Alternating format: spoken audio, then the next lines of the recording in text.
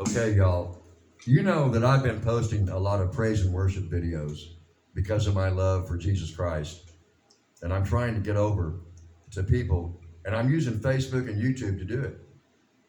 And late at night especially, I sit on my bed and make videos with my selfie stick and talk to people and let them know about Jesus Christ and let them know about things that go further back than even the Bible, like the Book of Enoch. I've been studying the Book of Enoch for months, and there are 2 books of Adam and Eve. All of these are very sacred writings that have been handed down for thousands of years. And the other night I got on the internet and made a video and posted it on Facebook about what Enoch had to say about the birth of Noah. Noah was one of his descendants. And you know the story of Noah's Ark. I'm going to tell you real quick. Noah was born with a full head of bright blonde hair like sheep's wool. His eyes were so radiant, they were like sunshine that filled up the room. His skin was like white with rose petals. And when the midlife took him from the womb and held him up, he started praising the Lord. You don't read about that in the Bible. It's consistent with the Bible. It expands on it. It's just marvelous reading. And I'm going to tell you one more thing. In the Book of Enoch, the first thing that he said is that everything about everyone and everyone presently living and everyone in the future was all consistent with a predestination in the mind of God.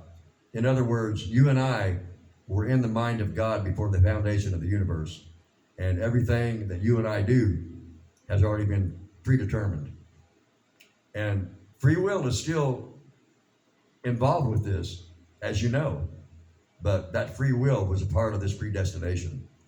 It's pretty freaky if you think about it.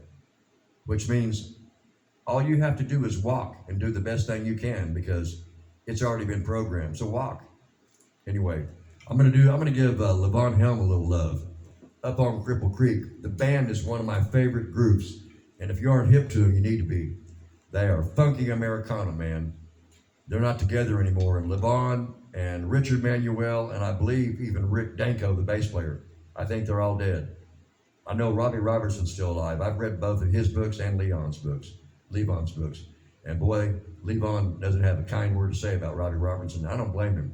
Robbie Robertson stole all the fucking publishing and made all the money and left everybody else with not shit except their names. Anyway.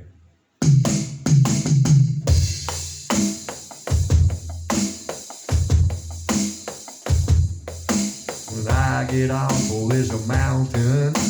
You know where I want to go. Straight down the Mississippi River to the Gulf of Mexico. Lake Charles, Louisiana, the little Bessie girl that I once knew.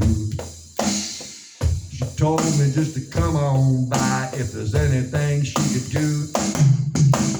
Up on Cripple Creek, she sends me if I spring a leak. She mends me, I don't have to speak. She defends me, a drunkard's dream if I ever did see one.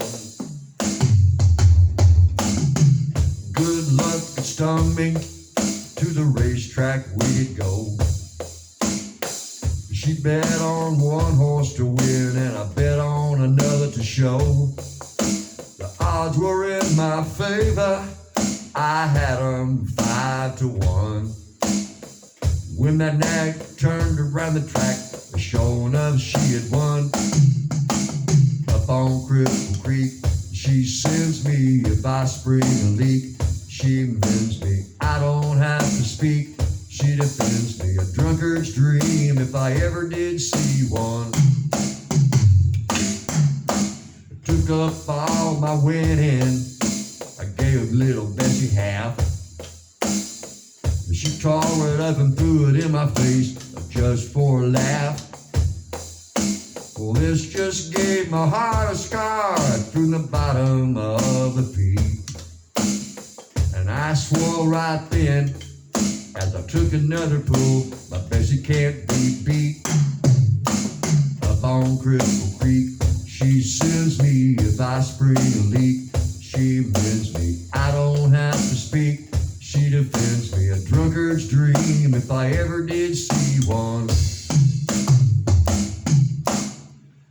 That's about all this tune I'm going to do. But I had a little Bessie. She was rich. And she wanted me to move in with her, and she would have provided anything I wanted. But no. I was probably 30 or 31, and I had too much going on in my life with other women. So there you go. Silly me.